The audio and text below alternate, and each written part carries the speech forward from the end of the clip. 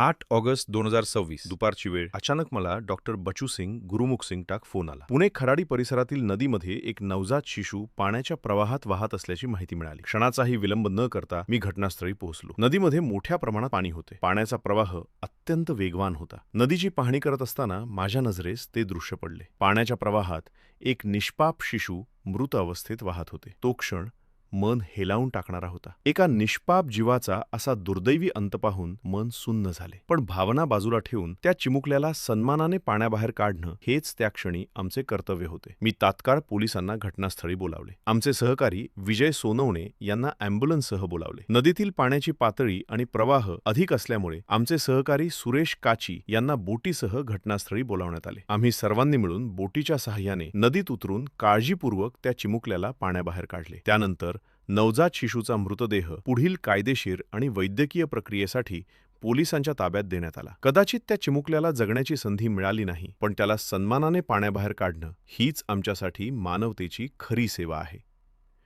आमचे हे कार्य पूर्णपणे निस्वार्थ आणि विनामूल्य आहे. या सेवेसाठी आम्ही कोणतेही मानधन किंवा आर्थिक मोबदला स्वीकारत नाही. मानवता हाच आमचा धर्म आणि सेवा हाच आमचा संकल्प.